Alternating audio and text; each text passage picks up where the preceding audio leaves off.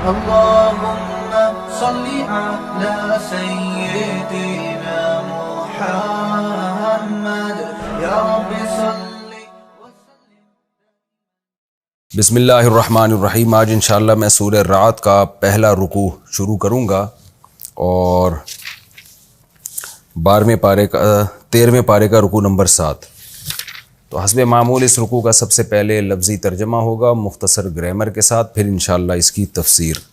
اعوذ باللہ من الشیطان الرجیم. بسم اللہ الرحمن الرحیم. الف لام میم را تلک آیات الکتاب، یہ آیات ہیں کتاب کی. والذی انزل الیک، اور وہ چیز جو آپ کی طرف نازل کی جا رہی ہے، من ربک، آپ کے رب کی طرف سے، الحق، وہ برحق ہے. ولیکن اکثر الناس لا یؤمنون، لیکن لوگوں میں اکثر لوگ ایمان نہیں لاتے. اللہ الذی، اللہ وہ ذات ہے، رفع السماوات، جس نے آسمانوں کو بلند کیا، بغیر عمد، بغیر کسی ستون کے. عمد ستون کو کہتے ہیں، اعمدہ اس کی جمع آتی ہے، عماد بھی ستون کو کہتے ہیں نا، حدیث میں الصلاۃ عماد الدین. بغیر عمد ترونہا، جن کو تم دیکھ رہے ہو.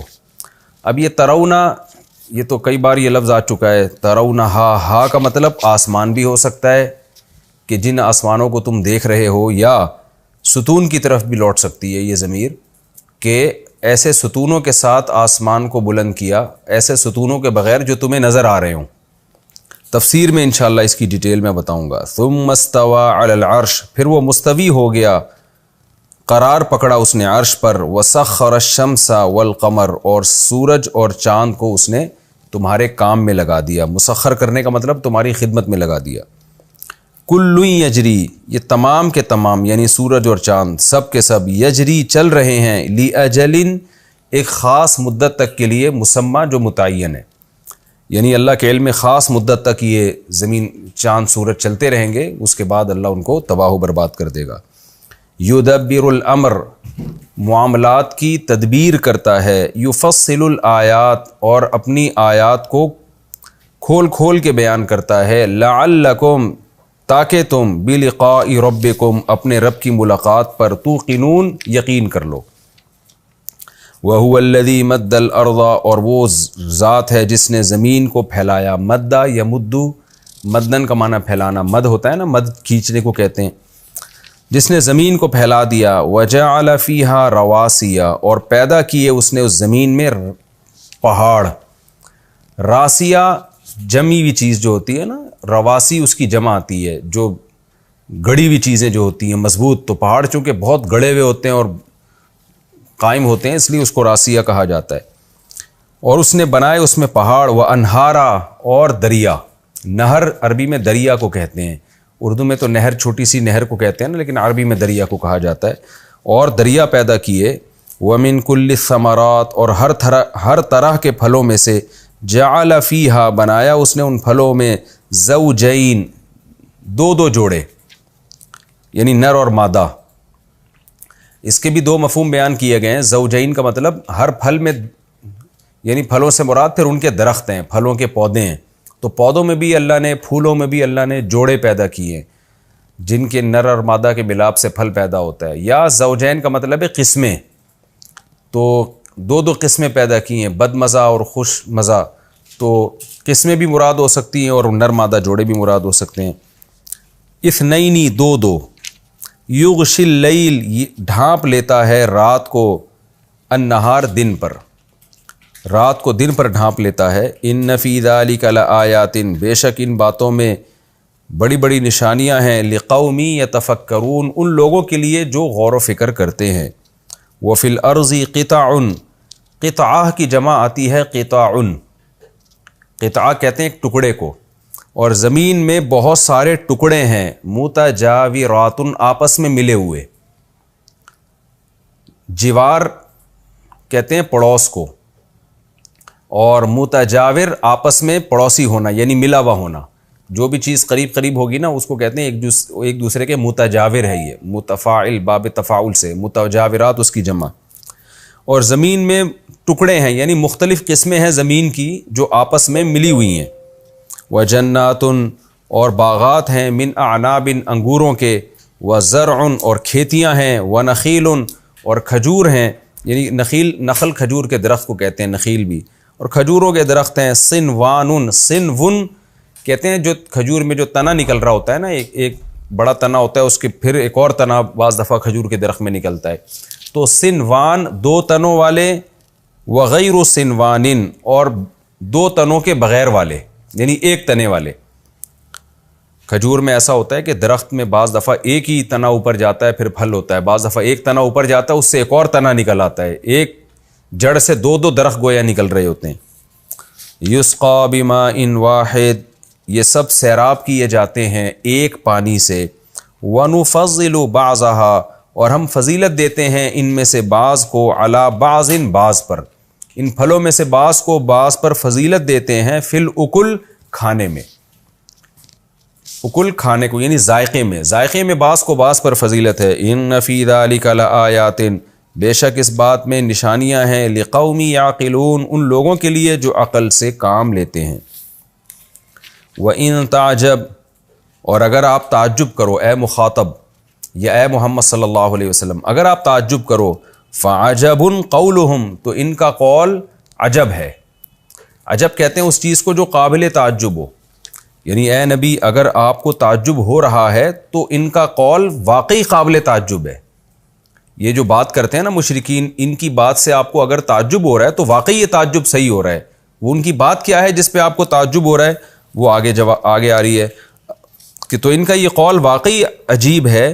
اذا كنا ترابا، کہ جب ہم ہو جائیں گے مٹی، انا، تو کیا ہم ہوں گے، لفی خلق جدید، ایک نئی تخلیق میں، جب ہم مٹی ہو جائیں گے تو کیا ہم دوبارہ زندہ ہوں گے؟ تو اے نبی اگر آپ کو ان کی بات سے، اس بات سے تعجب ہو رہا ہے تو واقعی یہ بات قابل تعجب ہے کہ ایسی بے وقوفوں والی بات یہ کیسے کر رہے ہیں۔ اولئک الذین کفروا بربہم، یہ وہ لوگ ہیں جنہوں نے اپنے رب کا انکار کیا، کفر کیا۔ واولئک الاغلال، یہ وہ لوگ ہیں جن کے فی اعناقہم، عنق گردن کو کہتے ہیں، اعناق اس کی جمع، اغلال بیڑیوں کو کہتے ہیں، جو طوق ہوتے ہیں نا گلے میں پڑنے والے، تو یہی وہ لوگ ہیں جن کے گلے میں طوق ہوں گے، زنجیریں ہوں گی۔ وَأُولَٰئِكَ أَصْحَابُ النَّارِ، یہی لوگ ہیں جو آگ والے لوگ ہیں، ہم فیہا خالدون، اور یہ اس آگ میں ہمیشہ رہیں گے۔ وَيَسْتَعْجِلُونَكَ، اور یہ جلدی طلب کرتے ہیں آپ سے، بِالسَّيِّئَةِ، برائی، قبل الحسنہ، اچھائی سے پہلے۔ یہاں برائی سے مراد ہے عذاب، سیئہ عذاب کو بھی کہتے ہیں، یعنی اچھے حالات سے پہلے یہ برائی کو جلدی طلب کرنے ہیں، عذاب کو جلدی طلب کر رہے ہیں۔ مشرکین کہتے تھے نا بس جلدی سے عذاب لے آئیں، جلدی سے عذاب لے آئیں، تو ہونا ہی چاہیے عافیت طلب کریں، لیکن جتنی اسپیڈ سے عافیت طلب کرنی چاہیے اس سے زیادہ یہ عذاب طلب کر رہے ہیں۔ وَقَدْ خَلَتْ مِن قَبْلِهِمْ، جبکہ گزر چکی ہے ان سے پہلے، المثولات، مثولہ عذاب کو کہتے ہیں، مثولات اس کی جمع، اس سے پہلے بہت سی امتوں میں عذاب گزر چکے ہیں۔ وَإِنَّ رَبَّكَ لَذُو مَغْفِرَةٍ، اور بے شک تیرا رب مغفرت والا ہے، لِلنَّاسِ، لوگوں کے لیے، عَلَىٰ ظُلْمِهِمْ، ان کے ظلم پر، ان کے ظلم کے باوجود وہ مغفرت کرتا ہے۔ وَإِنَّ رَبَّكَ لَشَدِيدُ الْعِقَابِ، اور بے شک تیرا رب سخت عذاب والا ہے۔ وَيَقُولُ الَّذِينَ كَفَرُوا، اور کافر لوگ کہتے ہیں، لَوْلَا أُنزِلَ عَلَيْهِ آیَةٌ مِّن رَبِّهِ، کہ محمد صلی اللہ علیہ وسلم پر رب کی طرف سے کوئی آیت نازل کیوں نہیں ہوئی۔ انما انت منذر، بے شک آپ صرف ڈرانے والے ہیں، وَلِكُلِّ قَوْمٍ ہاد، اور ہر امت کے لیے ایک ہادی ہے۔ یہ ہم نے الحمدللہ سورہ رات کے پہلے رکوع کا لفظی ترجمہ، مختصر گرامر مکمل کر لیا۔ اب انشاءاللہ ہم اس کی تفسیر شروع کرتے ہیں۔ سورہ رات بھی مکی صورتوں میں سے ہے، اور اس صورت میں بھی زیادہ تر آخرت کا عقیدہ، توحید، رسالت، جو اسلام کی بنیادی باتیں ہیں ان کا تذکرہ کیا گیا اور ان پر دلائل دیے گئے ہیں۔ اللہ کی قدرت، اللہ کی نعمتیں، یہ سب باتیں سورہ رعد میں بیان ہوں گی۔ جنت کی باتیں، جہنم کے تذکرے۔ بسم اللہ الرحمن الرحیم، الف لام میم را، تلک آیات الکتاب، یہ کتاب کی آیات ہیں۔ الکتاب سے مراد خاص کتاب یعنی قرآن کی آیات ہیں۔ والذی انزل الیک من ربک الحق، اور وہ کتاب جو آپ کی طرف، آپ کے رب کی طرف سے نازل کی جا رہی ہے، برحق ہے۔ وَلَكِنَّ أَكْثَرَ النَّاسِ لَا يُؤْمِنُونَ، لیکن اکثر لوگ ایمان نہیں لاتے۔ اب آگے اللہ کی قدرت بیان کی جا رہی ہے کہ اس کتاب کے مضامین کیا ہیں۔ جس خدا کی طرف تمہیں بلایا جا رہا ہے، جس خدا کے وجود اور اس کی توحید کی طرف تمہیں بلایا جا رہا ہے، اس کی قدرت کے دلائل دیکھو تم۔ اللہ الذی، اللہ وہ ذات ہے، رفع السماوات بغیر عمد، جس نے آسمانوں کو بلند کیا کسی ستون کے بغیر۔ قرآن مجید میں جو اللہ کی قدرت کے دلائل ہیں نا، وہ کوئی بہت زیادہ سائنٹیفک طریقے سے نہیں بیان کیے گئے، کیونکہ سائنس قرآن کا ٹاپک نہیں ہے۔ اگر قرآن سائنس کی گہرائیوں میں جاتا تو سائنس کے نظریے تبدیل بھی ہوتے رہے ہیں۔ 1200، 1300، 1400 سال پہلے آج کی سائنس کے حساب سے باتیں کی جاتی تو ان عرب کے بدوؤں کے دماغ میں ان سائنسی حقائق کو ڈالنا ایک بہت زیادہ مشکل کام ہو جاتا۔ تو اس لیے قرآن نے بالکل ایسے انداز سے دلائل دیے کہ ایک عام اور سادہ آدمی بھی اس سے متاثر ہو۔ تو اسی کا ایک مظہر یہ آیت ہے۔ اللہ فرماتے اس نے آسمانوں کو بلند کیا بغیر کسی ستون کے۔ تو آسمان بہت بلند ہیں، یہ جو ہمیں نظر آ رہا ہے یہ آسمان نہیں ہے، تو بہت بلند ہے۔ اتنی بات بہرحال قرآن و حدیث سے ثابت ہے کہ اللہ نے 7 مضبوط آسمان بنائے ہیں۔ یہ بات قرآن و سنت سے ثابت ہے، اس کا انکار نہیں کر سکتے۔ ہاں، یہ ثابت نہیں ہے کہ یہ جو ہمیں نظر آ رہا ہے یہ آسمان ہے، کیونکہ اس سے بھی اوپر ہو سکتا ہے۔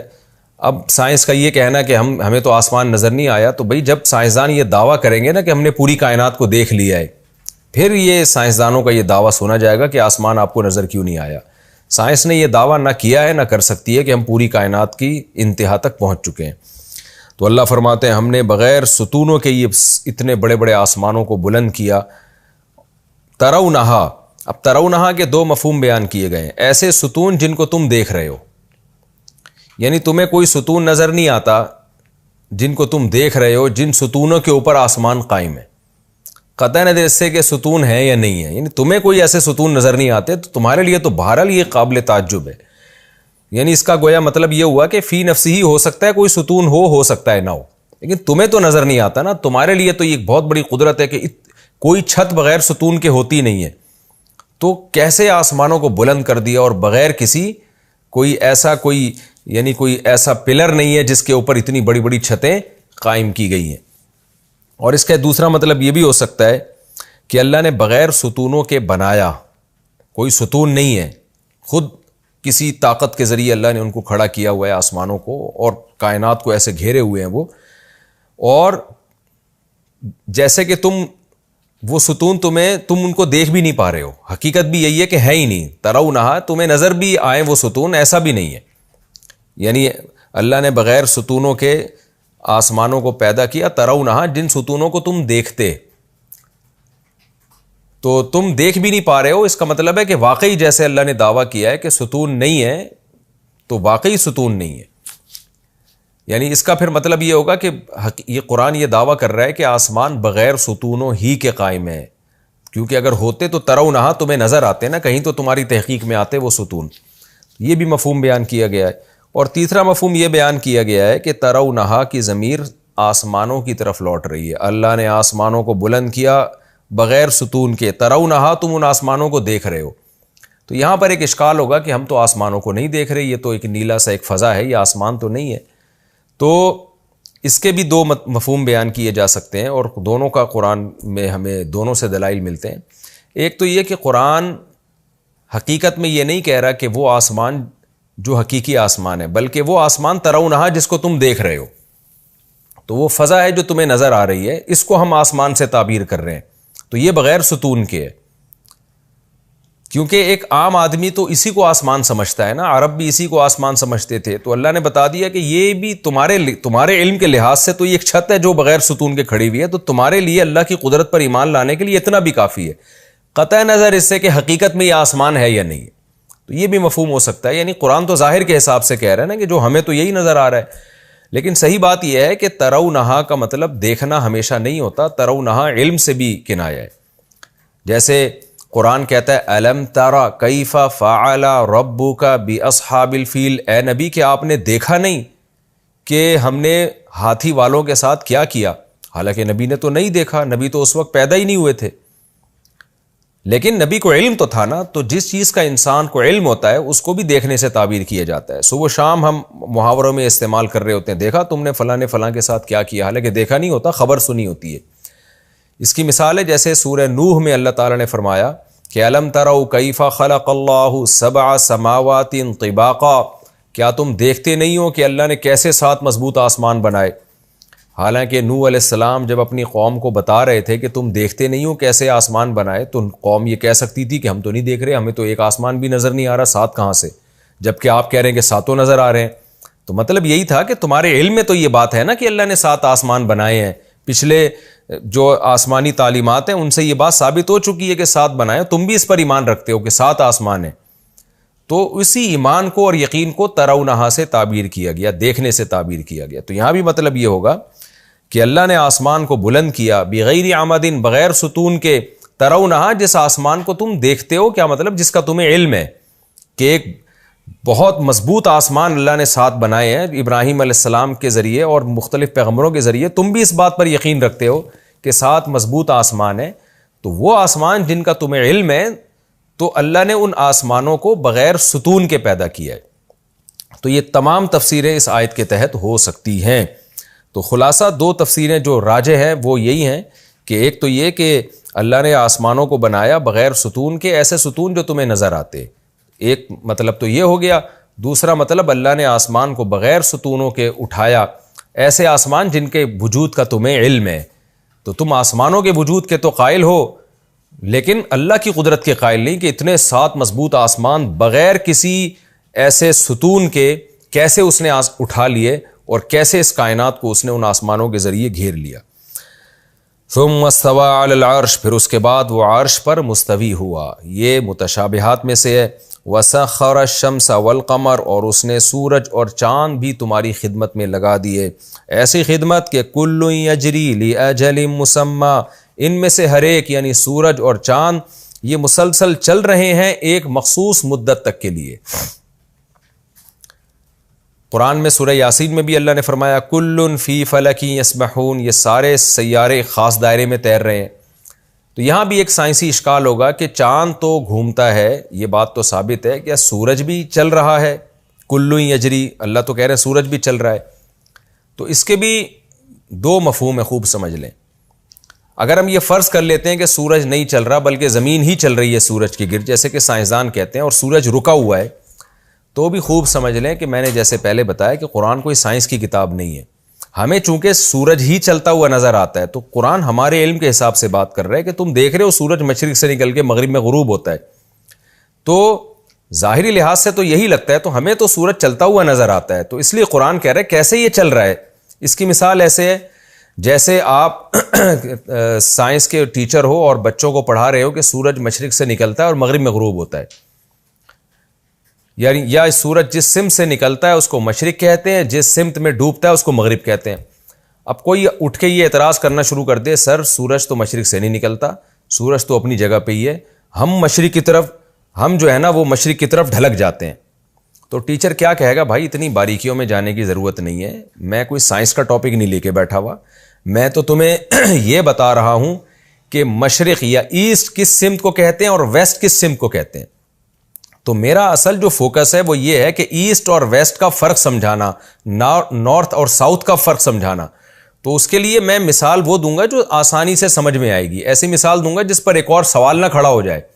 تو اس میں یہی مثال دوں گا کہ جس سمت سے سورج نکلتا ہے وہ مشرق ہے، جس سمت میں سورج جاتا ہے وہ مغرب ہے۔ اب رہا یہ سوال کہ سورج تھوڑی نکلتا ہے، سورج تو اپنی جگہ پہ ہوتا ہے، تو یہ تو سائنس کا سوال ہے، سائنس میرا ٹاپک نہیں ہے۔ تو یہ کوئی سائنسدان اگر سائنس سمجھانے کے لیے یہ بات کہے تو اس پہ تو اعتراض کیا جائے گا۔ میں تو ظاہری لحاظ سے کہہ رہا ہوں کہ بیٹا مشرق اسے کہتے ہیں جہاں سے تمہیں سورج نکلتا ہوا نظر آتا ہے۔ تو قرآن بھی چونکہ سائنس کی کتاب نہیں ہے، اللہ کی نشانیوں کو بیان کرنے کی کتاب ہے، ہر وہ نشانی جس سے ہمیں خدا کے وجود اور قدرت کا یقین آئے، تو اس لیے قرآن جو ہے وہ اسی لحاظ سے دلائل کو بیان کرتا ہے جو عربوں کی، جو خاص طور پر اس زمانے میں بدو تھے، ان کی فہم کے قریب ہوں۔ اب قرآن اگر یہ دعویٰ کر دیتا کہ نہیں زمین گھوم رہی ہے، سورج اپنی جگہ پہ رکا ہوا ہے، تو خدا کی قدرت کو سمجھانا ایک چھوٹا مسئلہ ہو جاتا، اس اصول کو سمجھانا اس سے بڑا مسئلہ ہو جاتا۔ یعنی آپ صلی اللہ علیہ وسلم پہلے ان کو یہ سمجھاتے کہ نہیں زمین گھومتی ہے سورج نہیں گھومتا، تو وہ تو اس میں 400 سال لگ جاتے، سائنس ترقی کرتے کرتے یہاں تک پہنچتی، مشاہدہ کرتی، پھر جا کے سائنس بتاتی۔ تو اس لیے قرآن نے ایسی چیزوں کو چھیڑا ہی نہیں ہے، قرآن نے سیدھے اسی انداز سے بات کی ہے انسانوں سے کہ جو انسانوں کی مینٹل لیول کی باتیں ہوں۔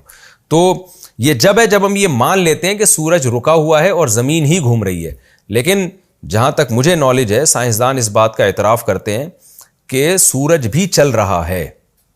اس پورے نظام شمسی کے ساتھ سورج اس پورے نظام شمسی کو لے کر حرکت کر رہا ہے. تو اگر سائنس کی یہ بات ثابت ہو جاتی ہے تو پھر قرآن کی یہ آیت ظاہر کے بھی خلاف نہیں ہے. یعنی یہ تو پھر پوری سائنسی حقیقت کو قرآن نے بیان کر دیا. لیکن بہرحال ہمیں ان بکھیڑوں میں پڑھنے کی ضرورت نہیں ہے. سائنس کے ٹاپک کو سائنس کی حد تک رکھنا چاہیے اور قرآن جس چیز کو فوکس کر رہا ہے ہمیں اس کو فوکس کرنا چاہیے. وہ ہے اللہ کی قدرت کے دلائل تاکہ ہمیں خدا کے وجود کا یقین آئے. کیونکہ زمین گھومے یا سورج گھومے بہرحال یہ اللہ کی بہت بڑی قدرت ہے. کیسے دن رات بن رہے ہیں اور کیسے سورج اور چاند ہماری خدمت کر رہے ہیں. ہاں یہ بات ضرور ہے کہ قرآن کی کوئی بات سائنٹیفک حقیقت کے اگینسٹ بہرحال نہیں ہے. یہ آج تک کوئی ثابت نہیں کر سکا ہوتا نا تو اس کو بڑا آج اٹھایا جاتا پوری دنیا میں اور ایسے مضبوط اعتراضات اٹھائے جاتے جن کا کسی کے پاس کوئی جواب نہیں ہے. تو آج تک کوئی ایسا اعتراض اب تک قرآن کی کسی آیت کے خلاف ہو نہیں سکا ہے. کل یجری لاجل مسمى، یہ سب کے سب ایک مخصوص مدت تک کے لیے چل رہے ہیں. یدبر الامر، معاملات کی تدبیر کرتا ہے وہ. یفصل الآیات، اپنی آیات کو کیسے کھول کھول کے بیان کرتا ہے. تدبیر کرنا، معاملات کی مینجمنٹ، تدبیر کا مطلب مینجمنٹ ہے. تو یہ خود اللہ کے وجود کی بڑی دلیل. اللہ فرماتے ہیں سب کام میں اس لیے کرتا ہوں لعلکم بلقاء ربکم توقنون. کیا زبردست آیت ہے. تاکہ تم اپنے رب کی ملاقات کا یقین کر لو. یعنی اللہ نے سورج چاند بنائے، آسمانوں کو بلند کیا، کتاب کو نازل کیا اور اس کائنات میں تمہیں مینجمنٹ نظر آئے گی. تو اس کا حاصل یہ نہیں ہے کہ تم اسی کائنات میں الجھ کے رہ جاؤ، بلکہ تم یہ غور کرو، اس نتیجے پہ پہنچو کہ اس کائنات کو کسی نے بنایا ہے اور ظاہر ہے اتنی بڑی کائنات سجا دی تو اس کا کوئی مقصد ہوگا. وہ مقصد کیا ہے؟ آزمائش ہے، اور آزمائش کا نتیجہ اناؤنس ہوتا ہے جنت یا جہنم کی صورت میں. ظاہر ہے دنیا میں نتیجہ نہیں نکلتا تو آخرت برحق ہے اور ہماری اللہ سے ملاقات ہوگی. تو اللہ کہتے ہیں سارے کام میں نے اس لیے کیے تاکہ رزلٹ اس کا یہ نکلے لعلکم بلقاء ربکم توقنون، تاکہ تمہیں اپنے رب کی ملاقات کا یقین ہو جائے کہ یہ دنیا دار العمل ہے. یہاں اللہ کی نشانیاں دیکھ کر اچھا عمل کرنا ہے اور اس کا بدلہ ہمیں آخرت میں ملے گا. اور آخرت کا تصور اس وقت تک ممکن نہیں ہے جب تک ہم موت کے بعد کی زندگی کے قائل نہیں ہوتے. اور اسی قدرت سے یہ بھی یقین آ جائے گا جو یہ سارے کام کر سکتا ہے وہ مردوں میں دوبارہ جان ڈال کے اپنے سامنے ہمیں کھڑا بھی کر سکتا ہے. وَهُوَ الَّذِي مَدَّ الْأَرْضَ، اللہ نے آگے مزید اپنی قدرت کے دلائل دیے. اللہ وہ ذات ہے جس نے زمین کو پھیلا دیا. وَجَعَلَ فِيهَا رَوَاسِيَ، بڑے بڑے پہاڑ بنا دیے اس میں بیلنس کو قائم رکھنے کے لیے. وَأَنْهَارًا، اور دریا جاری کر دیے. یہ بھی کتنی زبردست دلیل ہے. اگر یہ کائنات خود بخود بنی ہوتی، زمین میں تھوڑا سا علاقہ رہنے کے قابل ہوتا، باقی ساری برباد ہو جاتی. لیکن پہاڑوں پہ بارشوں کا پانی برستا ہے، دریا بنتے ہیں، چشمے بنتے ہیں تاکہ پوری زمین انسانوں کے رہنے کے قابل ہو جائے. آپ پہاڑی علاقوں میں جائیں، پہاڑ کی چوٹیوں سے پانی ابل رہا ہے. حالانکہ پانی کا کام تو نیچے آنا ہے، لیکن ایسے پانی جائے گا چوٹی کے اوپر سے اتر کے تاکہ لوگ ہر جگہ لوگوں کو پانی ملے، ہر جگہ انسان کو زندگی ملے. ایسے اس نے پوری زمین کو آباد کیا ہے. تو اللہ کہتے ہیں تو میرے کام ہے، یہ آٹومیٹیکلی تھوڑی ہو سکتے ہیں. وَمِن كُلِّ الثَّمَرَاتِ، اور ہر طرح کے پھلوں سے. جَعَلَ فِيهَا زَوْجَيْنِ، اس نے بنائے دو جوڑے، اثنین دو، نر اور مادہ. یعنی پھلوں سے مراد پھلوں کے جو درخت ہیں، پودے ہیں یا ان کے پھول ہیں، تو پورا ایک نر مادہ کا نظام ہے. یہ کائنات آٹومیٹیکلی خود بخود بنی ہوتی تو اللہ کی قسم نر مادہ کا نظام نہ بنتا کہ نر مادہ کا ملاپ ہوگا تو پھل پیدا ہوگا. یہ نہیں ہو سکتا تھا. ایک ہی چیز بن کے آ جاتی نا سامنے. یہاں مرد اور عورت پیدا ہو رہے ہیں، جانوروں میں نر مادے، پھولوں میں نر مادے. ایک عجیب خدا کا بنایا ہوا نظام ہے. اور آگے اللہ تعالیٰ فرماتے ہیں یغشی اللیل النہار. اچھا، اس کا مطلب یہ بھی کیا گیا دو ذائقے ہیں، یعنی اچھے ذائقے بھی اور برے ذائقے بھی. یہ بھی مطلب زوجین اثنین کا کیا گیا ہے کہ ہر طرح کے پھلوں میں دو قسم کے ذائقے ہیں. یغشی اللیل النہار، رات کو ڈھانپ دیتا ہے دن کے اوپر. کیسی چڑھتی ہوئی روشنی ہوتی ہے اور کیسے اس کے اوپر رات کی چادر لپیٹ دیتا ہے جس سے دن کو بالکل غائب کر دیتا ہے. یعنی اس کائنات میں کتنے بڑے بڑے تصرفات ہو رہے ہیں اور اس کے کتنے انسان کو فائدے حاصل ہو رہے ہیں. اللہ فرماتے ہیں ان فی ذلک لآیات، بے شک اس میں بڑی بڑی نشانیاں ہیں. لقوم یتفکرون، ان لوگوں کے لیے جو غور و فکر سے کام لیتے ہیں. وفی الارض، اور پھر اللہ کی قدرت کے مزید دلائل، اور زمین میں قطع، ٹکڑے ہیں بہت سارے، متجاورات، آپس میں ملے ہوئے. کیا مطلب؟ قریب قریب الگ الگ قسم کے ٹکڑے ہیں. ٹکڑے اس لیے کہا گیا کہ ایک زمین کی خاصیت الگ ہے، ایک زمین کی خاصیت الگ ہے، اس زمین کی خاصیت الگ ہے، لیکن یہ سارے آپس میں ملے ہوئے ہیں. آپ جائیں پنجاب میں، KPK میں، سندھ میں اور بلوچستان میں اور دنیا میں سفر کریں، یہ علاقہ ایسا بنجر ہوگا کہ یہاں گھاس کا تنکا نہیں اگے گا. اچانک زرخیز زمینیں شروع ہو جائیں گی، ایسی زمینیں کہ زرخیز. پھر ان زرخیز زمینوں میں بھی اس علاقے میں یہ پھل پیدا ہو سکتا ہے، یہ والا نہیں ہو سکتا. اس کے متصل ایک زمین ہوگی، وہاں دوسرا ہو سکتا ہے، یہ والا نہیں ہو سکتا. تو حالانکہ زمین ایک ہے، مٹی ایک ہے، لیکن اس میں اتنی قسمیں اللہ نے زمین کے ٹکڑوں میں پیدا کر دی ہیں کہ ادھر کھجور پیدا ہوگا اور سیب نہیں پیدا ہو سکتا، ادھر سیب پیدا ہوگا، کھجور نہیں پیدا ہو سکتا. ایک الگ الگ قسم کی اللہ نے زمینیں پیدا کر دی اور سب آپس میں ملی ہوئی ہیں. وَجَنَّاتٌ مِّنْ أَعْنَابٍ، اور انگوروں کے باغات پیدا کیے اس نے. وَزَرْعٌ، اور کھیتیاں. وَنَخِيلٌ، اور کھجوروں کے درخت. سنوان وغیر سنوان، دو دو تنوں والے اور ایک ایک تنے والے. یعنی اصولی طور پر تو ایک ہی تنا ہوتا ہے، کھجور نکلتا ہے اوپر، اس کے پھل پیدا ہوتا ہے، لیکن اپنی قدرت سے اس نے دو تنوں والے بھی پیدا کر دیے. جڑ ایک ہے، تنا ایک ہے، اسی تنے سے ایک اور درخت نکل پڑتا ہے. یعنی ایک تنے سے ہی ایک اور درخت پیدا ہو جاتا ہے، اور جو کھجور کا مالک ہے اس کو ڈبل فائدہ ہونا شروع ہو جاتا ہے. یسقى بماء واحد، اور ایک ہی پانی ہے جو سب کو سیراب کر رہا ہے.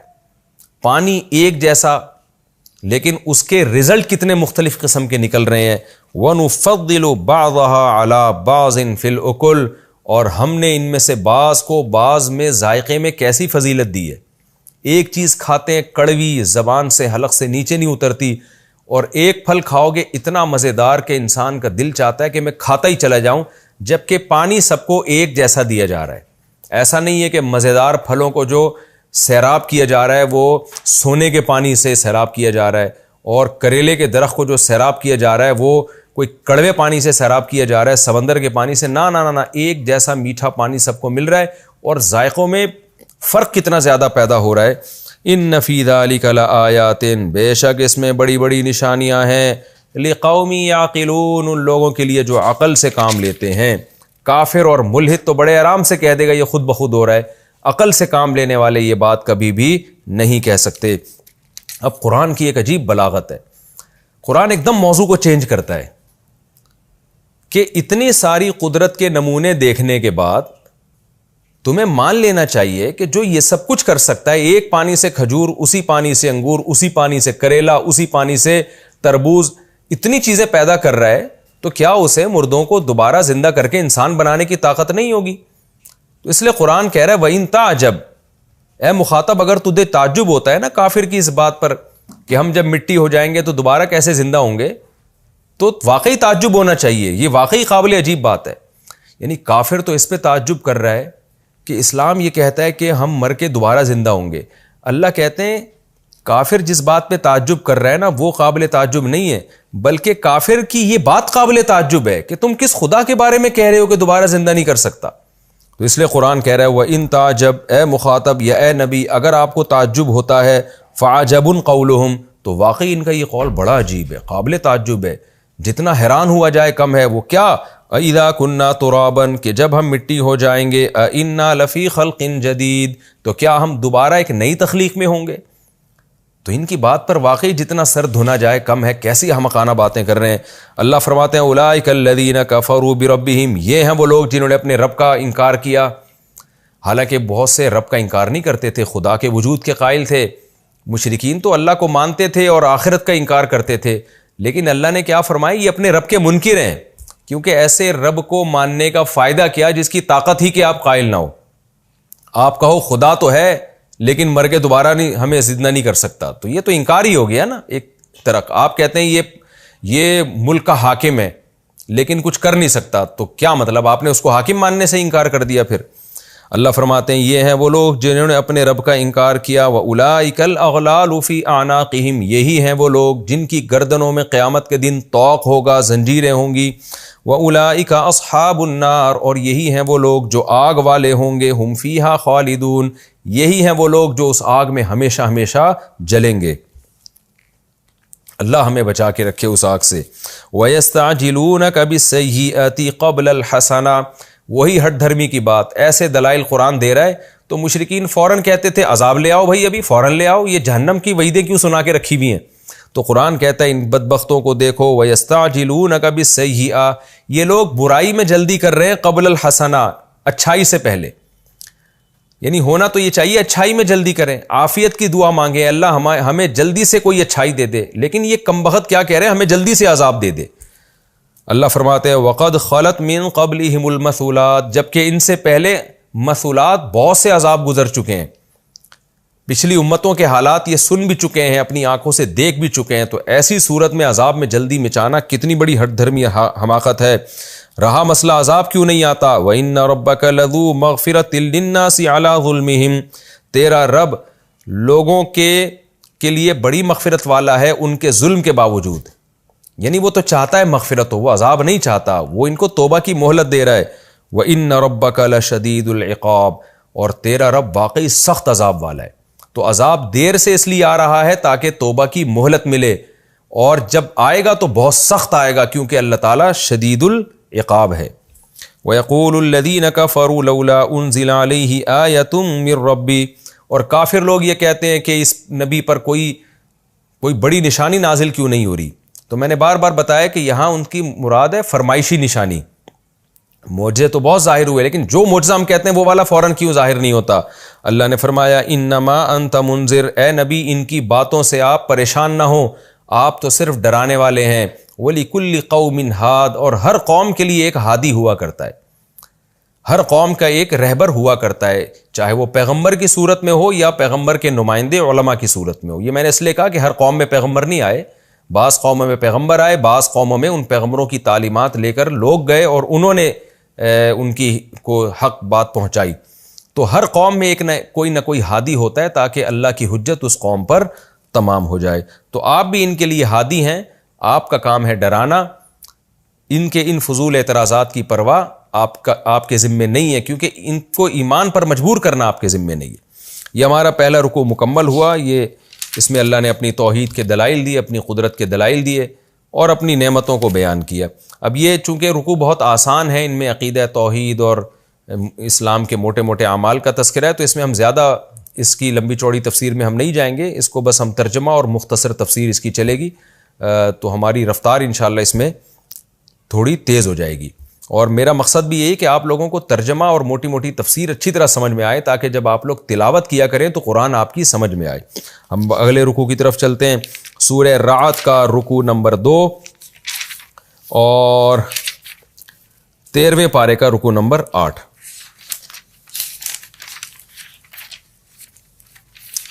سب سے پہلے اس کا لفظی ترجمہ مختصر گرامر کے ساتھ، پھر انشاءاللہ ہم اس کی تفسیر کی طرف چلتے ہیں۔ اللہ یعلم ما تحمل کل انثی، اللہ جانتا ہے ما ہر اس چیز کو، تحمل جو اٹھاتی ہے، کل انثی ہر مؤنث، انثی مؤنث کو کہتے ہیں، یعنی جتنے بھی مادی چیزیں ہیں جو اپنے پیٹ میں اٹھاتی ہیں، جس کو حمل کہا جاتا ہے، اللہ اس حمل کو جانتا ہے۔ لفظی ترجمہ کر رہا ہوں، تفسیر بعد میں۔ وما تغیض الارحام، رحم کہتے ہیں ماں کے رحم کو جس میں بچہ ٹھہرتا ہے، ارحام اس کی جمع، غاض یغیظ کا معنی کمی کرنا، قرآن میں آتا ہے نا وغیظ الماء، پانی کم کر دیا گیا۔ وما تغیض الارحام، اور رحم جو کمی کرتا ہے اس کو بھی اللہ جانتا ہے۔ وما تزداد، اور رحم میں جو اضافہ ہوتا ہے اللہ اس کو بھی جانتا ہے۔ وکل شیء عندہ بمقدار، ہر چیز اس اللہ کے پاس ایک اندازے کے ساتھ ہے، اس کے علم ایک اندازے کے ساتھ ہے، یعنی ہر چیز اس کے پاس بمقدار ایک خاص اندازے کے ساتھ یعنی لکھی ہوئی ہے، اسی اندازے کے حساب سے سب چیزیں ہو رہی ہیں۔ عالم الغیب، غیب کا علم جانتا ہے، والشہادہ، اور حاضر چیزوں کا علم جانتا ہے، الکبیر، بہت بڑا ہے، المتعال، بہت بڑے رتبے والا ہے، اصل میں تھا متعالی۔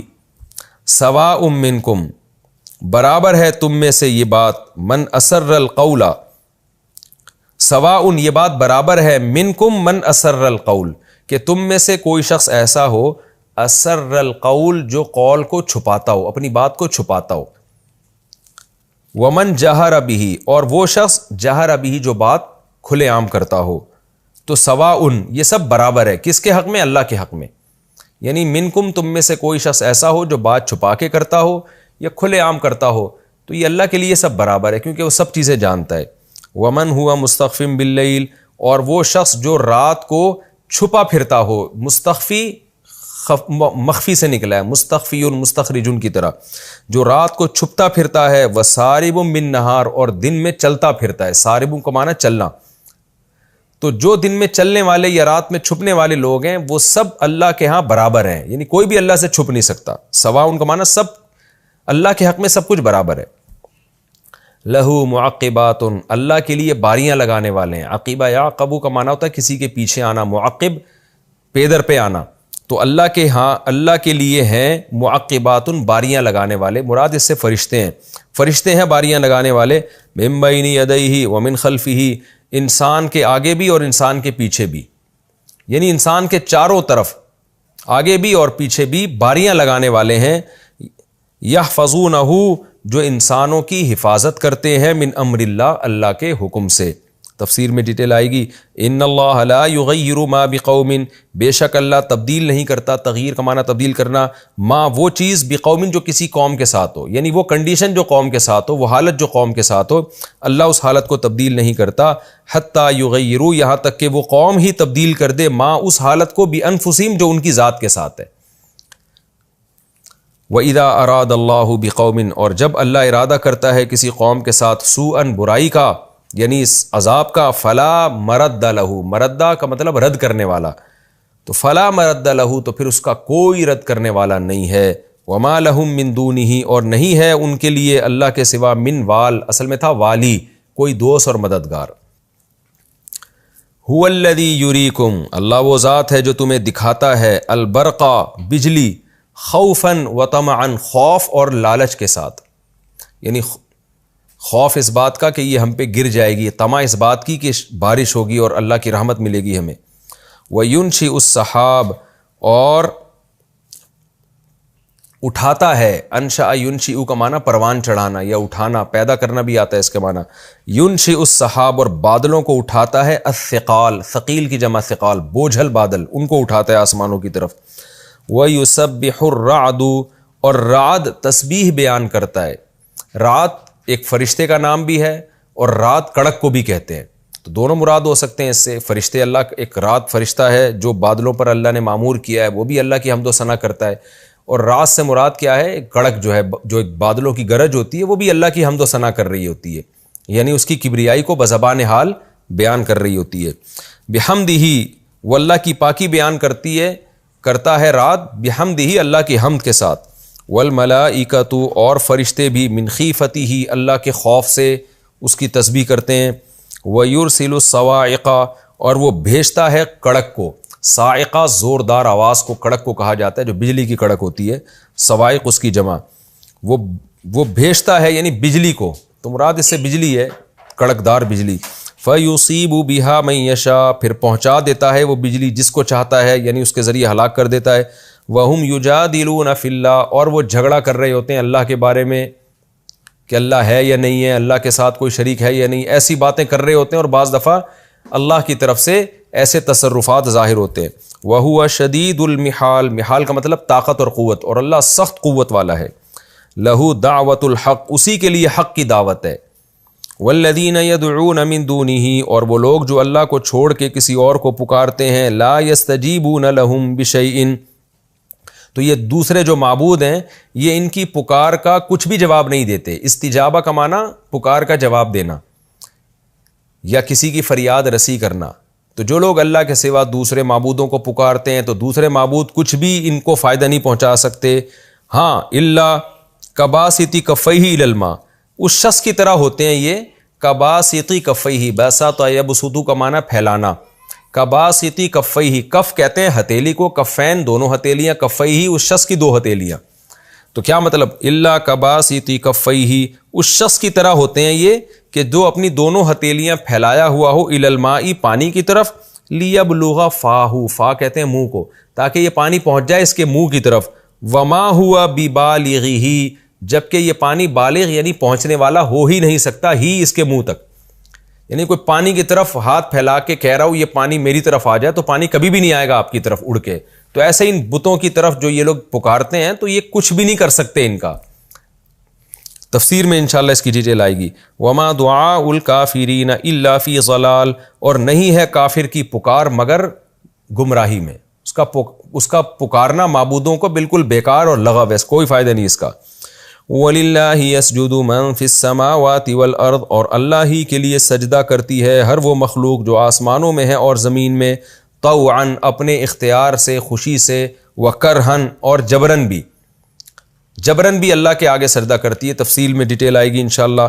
وَظِلَالُهُمْ اور ان کے سائے بھی، ظلہ سائے کو کہتے ہیں، ظلال اس کی جمع آتی ہے، اور ان کے سائے بھی سجدہ کرتے ہیں، بالغدو صبح بھی، والآصال اور شاموں کے وقت بھی. قل من رب السماوات والارض، اے نبی آپ ان سے پوچھئے کون ہے آسمانوں اور زمین کا رب. قل اللہ، پھر کہہ دیجئے اللہ ہے. قل افاتخذتم، کہہ دیجئے کہ کیا تم نے، افاتخذتم تھا اصل میں، تو کیا تم نے ٹھہرا رکھا ہے، من دونہ اس اللہ کو چھوڑ کر، اولیاء دوسروں کو اپنا دوست بنا لیا ہے. لا یملکون لانفسہم نفعا ولا ضرا، جو اپنی ذات کے لیے بھی نفع اور ضرر کے مالک نہیں ہیں. قل هل يستوي الاعمى والبصير، اے نبی آپ کہہ دیجئے کیا اندھا اور دیکھنے والا برابر ہو سکتے ہیں. ام هل تستوي الظلمات والنور، کیا اندھیرے اور روشنی برابر ہو سکتے ہیں. ام جعلوا للہ شرکاء، کیا انہوں نے اللہ کے لیے شریک ٹھہرا لیے ہیں، ایسے شریک ٹھہرا لیے، خلقوا کخلقہ، جنہوں نے پیدا کیا ہے اللہ کی طرح کا پیدا کرنا. کیا انہوں نے اللہ کے ساتھ ایسوں کو شریک بنا لیا ہے جنہوں نے اسی طرح اس چیزیں پیدا کی ہیں جیسے اللہ نے پیدا کی ہیں.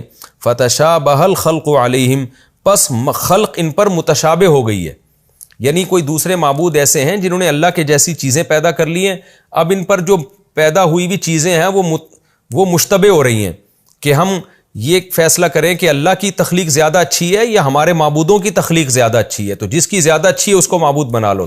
تو ظاہر ہے ایسا نہیں ہے، انہوں نے تو کچھ پیدا ہی نہیں کیا. جب پیدا ہی نہیں کیا تو اللہ کے مقابلے میں کوئی مخلوق ہے ہی نہیں، تو قدرت صرف اللہ ہی کی ہے. یہ تفسیر چونکہ ترجمہ سمجھنے کے لیے ضروری تھی اس لیے میں نے بتائی. فتشابہ الخلق علیہم قل اللہ خالق کل شیء، کہہ دیجیے اللہ ہی ہر چیز کا خالق ہے، وہو الواحد اور وہ اکیلا ہے، القہار ہر چیز پر غالب ہے. انزل من السماء ماء، اس نے آسمان سے پانی نازل کیا. فسالت، سال یسیر سیلان کا معنی چلنا. اودیۃ وادی کی جمع ہے، وادی دو پہاڑوں کے درمیان جو سیلاب چلتا ہے نا، پہاڑوں کے درمیان کا حصہ وادی، اس کی جمع اودیہ. فسالت اودیۃ، پھر وہ وادیاں چلنا بہنا شروع ہو گئیں، پانی اس نے آسمان سے برسایا اور وادیاں بہنا شروع ہو گئی. بقدرہا، اپنی اپنی مقدار کے بقدر، جس قدر جس میں پانی تھا اسی رفتار سے وہ چلنا شروع ہو گئیں. فاحتمل السیل، پھر وہ جو سیل ہے نا، سیلاب ہے، سیلابی ریلا، جو پانی کا ریلا اس کو سیل کہا جاتا ہے. احتمل، اس نے اٹھا لیا، زبدن جھاگ، رابین اوپر کی طرف آنے والا. ربا سود کو کہتے ہیں نا، جو بڑھنے والا ہوتا ہے، ہر وہ چیز جو اوپر کی طرف جانے والی ہوتی ہے اس کو بھی ربا کہا جاتا ہے. رابی کا مطلب اوپر آنے والی چیز، ربوا ٹیلے کو کہتے ہیں جو ابھرا ہوا ہوتا ہے. فاحتمل السیل زبد الرابیہ، پھر اس سیلاب نے اٹھایا جھاگ اوپر کی طرف آنے والا. تفسیر میں ڈیٹیل آئے گی انشاءاللہ. جھاگ سے مراد ہے خش و خاشاک جو جھاگ بن کے اوپر آ جاتے ہیں. وَمِمَّا يُوقِدُونَ، اور وہ چیز جس کو یہ لوگ جلاتے ہیں. اوقد یوقدو کا معنی جلانا، آگ جلانا. یوقدون علیہ، جس پر یہ لوگ جلاتے ہیں، فی النار، آگ میں. یوقدون علیہ فی النار، آگ میں جس پر جلانے کا عمل کرتے ہیں، جیسے سونے اور چاندی اور مختلف دھاتیں جلاتے ہیں نا پگھلانے کے لیے. ابتغاء حلیۃ، زیور کی تلاش میں، لوہے کو اور مختلف دھاتوں کو یہ جو آگ میں جلاتے ہیں زیور کی تلاش میں. او متاعن، یا کچھ اور سامان بنانے کے لیے جیسے پلیٹیں وغیرہ، تلواریں وغیرہ. تو مما کا مطلب ان چیزوں میں بھی، زبدن جھاگ ہے، مثلہ اسی جیسا، جب وہ چیزیں پکتی ہیں تو ان میں بھی جھاگ اوپر آ جاتا ہے. کذالک یضرب اللہ الحق والباطل، اسی طرح اللہ تعالیٰ حق اور باطل کو سمجھاتا ہے. فاما الزبد، یعنی بیان کرتا ہے یضرب کا معنی. فاما الزبد، پس جو جھاگ ہے، فیذهب جفاء، وہ چلا جاتا ہے جفاءً خشک ہو کے. واما ما ينفع الناس، اور وہ چیز جو لوگوں کو فائدہ پہنچاتی ہے، جو اصل پانی ہے یا اصل مال ہے، جو دھات ہے، فَيَمْكُثُ فِي الْأَرْضِ، وہ زمین میں بیٹھ جاتی ہے۔ كَذَلِكَ يَضْرِبُ اللَّهُ الْأَمْثَالَ، اس طرح اللہ تعالیٰ لوگوں کے لیے مثالیں بیان کرتا ہے۔ تفسیر میں انشاءاللہ اس کی ڈیٹیل آئے گی۔ یہ سورہ، اچھا ایک آیت اور رہ گئی ہے، لِلَّذِينَ اسْتَجَابُوا لِرَبِّهِمُ الْحُسْنَى، وہ لوگ جنہوں نے اپنے رب کی دعوت پر لبیک کہا۔ استجابہ کا معنی اس کو جواب دیا، یعنی اطاعت کی اپنے رب کے لیے، الحسنى، ان کے لیے اچھا انجام ہے۔ والذین لم یستجیبوا لہ، اور وہ لوگ جنہوں نے اللہ کی دعوت پر لبیک نہیں کہا، جواب نہیں دیا، لو ان لہم ما فی الارض جميعا، اگر ہو جائے ان کے لیے وہ کچھ جو زمین میں ہے سب کا سب ان کو مل جائے، ومثلہ معہ، اور اس کے ساتھ مثلہ اسی جیسا اور بھی خزانے ان کو دے دیے جائیں، لفتدوا بہ، تو وہ فدیے میں دے ڈالیں، بہ اس عذاب کے بدلے میں۔ لفتدوا بہ کا مطلب وہ تمام، بہ کا مطلب یہ سب کچھ، بھی اس سب کے ساتھ وہ، افتدو کا مطلب فدیے میں دے کے اپنی جان بچا لیں۔ افتدو کا معنی ہوتا ہے فدیہ دے کے اپنی جان بچانا، تو افتدو بھی اس سارے مال کے ذریعے، افتدو وہ اپنی جان بچانے کی فکر میں لگ جائیں گے۔ اولئک لہم سوء الحساب، ان سب کے لیے برا حساب ہے، ومأواہم جہنم، اور ان کا ٹھکانہ جہنم ہے، وبئس المہاد، اور کتنا ہی برا ٹھکانہ ہے وہ۔ یہ ہمارا جی سورہ رات کا رکوع نمبر 2، یہ تھوڑا لمبا رکوع تھا، رکوع نمبر 2 اور 13ویں پارے کا رکوع نمبر 8، اس کا لفظی ترجمہ مختصر گرامر کے ساتھ کمپلیٹ ہوا۔ اگلے ایپیسوڈ میں انشاءاللہ ہم سورہ رات کا رکوع نمبر 2 اور 13ویں پارے کا رکوع نمبر 8 اس کی تفسیر شروع کریں گے۔ اللہ تعالی ہمیں سمجھنے کی، عمل کی توفیق عطا فرمائے۔ وما علینا الا البلاغ۔